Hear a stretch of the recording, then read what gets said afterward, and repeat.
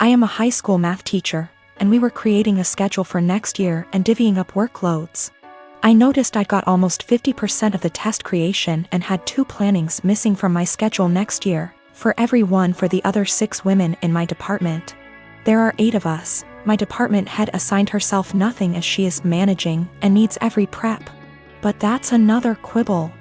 I am not the newest and in fact have seniority some of these women, but I'm also not the most experienced, so it's not like these are struggling new teachers who need help. So, I asked why it was divided this way. I was told, well, Ms. Millie is pregnant and the rest of us have families. If you have to stay late, it's no big deal. I can go to my principal and deal with it that way. What they've done actually breaks the union contract. But I really was offended by this. I tried to explain my offense, and they literally stared at me gobsmacked. I actually want to know how to discuss this with them. These are all women who I have previously gotten along with and liked. When the last one, Ms. Millie, got pregnant this year, there have been some conflicts. She is in my grade level. And they made me take on some of her work basically because she had some complications. This I did, but I think planning for me to do more is very different than an emergent health issue. As well as some uncomfortable situations for me, having to participate and buy stuff for her baby shower. When I'm not really into those things, but I did so to not cause waves. A lot of people have advised go to the union, go to the principal, and I absolutely will if necessary. I want to be clear, I'm not worried at all that I'll be forced to work this schedule, but these are my colleagues. Many have been working with me 5+ years, and we have lots of meetings and times together, where it's helpful to get along. So I do try to get along, like the baby shower thing, and be a good work friend and colleague. I just want a better way to communicate myself than I had today. I was entirely shocked and very indignant and just found myself unable to express myself well, and I was hoping for ways to approach that someone with their attitude might understand because I can't empathize with it at all. Myself and viewing the other side is how I always try to look at problem solving. I met my friend Chuck about 1.5 years ago. We were both part of an online local group for single parents and eventually met offline with other group parents.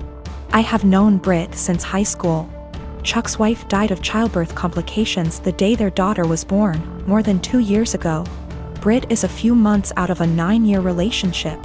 Both of them have expressed wanting to meet other people. And I thought they'd be good for each other because of common interests, and we all have kids of similar ages. 2 days before Christmas, Chuck and Britt went out on their first date. I kept Chuck's daughter at my house so the two could have some more time together without him having to worry about the baby. The plan was for her to spend the night. She's done it before and gets along great with my 3-year-old girl.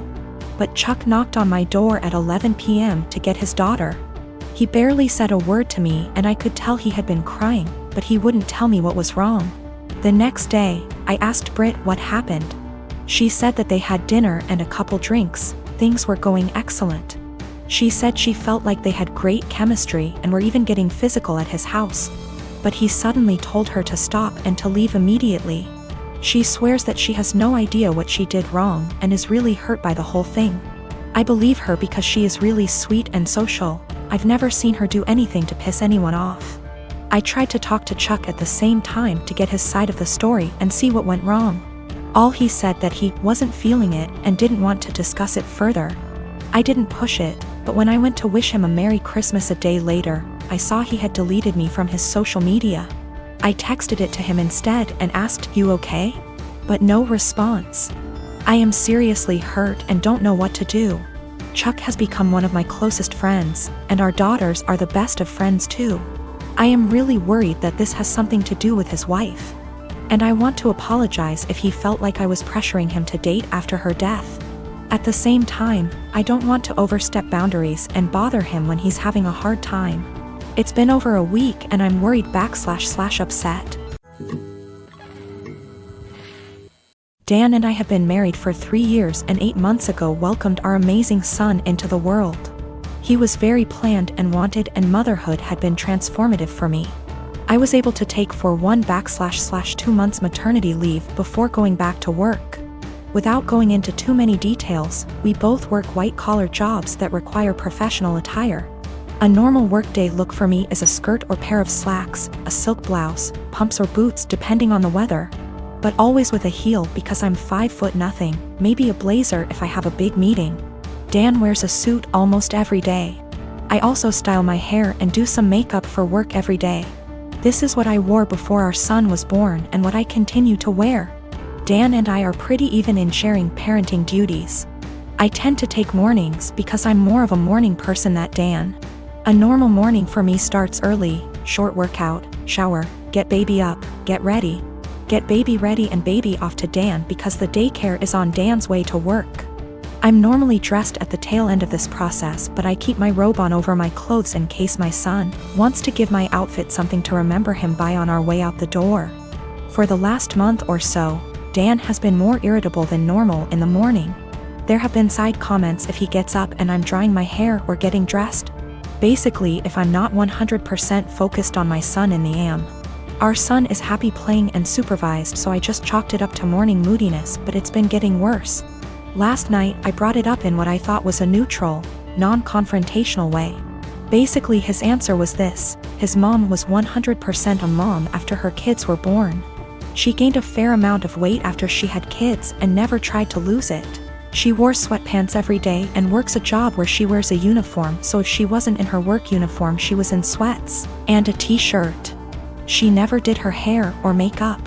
Her entire identity was being a mom, and she shared with me how hard it was to watch her kids start their own lives. Dan thinks I don't care about our son as much as he does since I worked on losing the baby weight and still put effort into my appearance. I feel like keeping this part of my identity actually helps me be a better mother. I love my son, but I'm still me and I still have the things I like to do. Dressing well my identity actually helps me be a better mother. I love my son, but I'm still me and I still have the things I like to do. Dressing well, blowing out my hair and doing my makeup are therapeutic to me. Now that being said, my son is my life, and if I knew that not doing those things but guarantee him a happy, healthy life, I would stop immediately. I told Dan that my son and I have our morning routine and he gets lots of time and attention before I go to the office. Dan said he wasn't looking to fight, but he just wanted me to think about my priorities and my time management. A couple years ago, a close friend, Ashley, started a long-distance relationship with a guy, Chris. He has been really good to her, and after meeting in person a few times, they decided to move in together. I was super happy for her as she had a few bad relationships over the years and it was nice to see her in a healthy one. That joy faded the last couple months before she moved a few states over to be with him. The issue isn't her moving, but that she repeatedly joked about having a baby from Chris. At first, I accepted it as jokes, but over time I realized Ashley was serious. For context, Ashley has 2 children from a previous relationship, ages 10 and 12. Chris absolutely doesn't want kids. He told her this at the start, and anytime she hinted possibly wanting more, he shot it down, saying it was a deal breaker. Now, Chris is more than willing to accept her children as her own, because he loves her, and after meeting her kids, them as well. He's accepted that they are a package deal with her, and since they are at an age where they are semi-independent, it's not an issue for him. To me, Chris is a real bro for taking on her kids without issue. Hearing Ashley say she wants a baby out of him, one way or another, bothered me to no end. It's hard enough to find a partner that treats you well and accepts children that aren't their own. To find one that does and then talk about plotting to force a baby seems gross and manipulative. Before her move, I had sat down with Ashley, trying to talk sense into her. At first she resisted, but finally it seemed she understood how shitty it would be. After I felt like she had understood, I put the issue behind me and helped support her through the hassle of moving. A few days after she left, I got a call from a mutual friend who delves into the Wiccan / metaphysical realm. She was distraught and confessed to me that shortly before Ashley's move, Ashley had come to her asking for a fertility spell. This friend didn't feel comfortable about it and refused. When pushed, she said she cast a spell for a healthy and honest relationship, but told Ashley it was for fertility. As you can imagine, I was livid. I messaged Ashley, confronting her about what I learned, and she laughed it off as she was desperate, but magic is fake anyway. So what's the harm?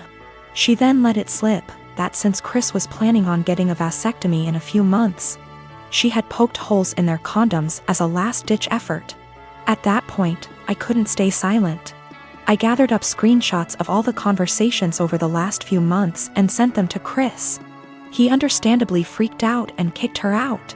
Now, Ashley hates me because she was kicked out after a huge move and didn't have a job or money to make it back. She said I'm a terrible person for putting her and her kids out on the street,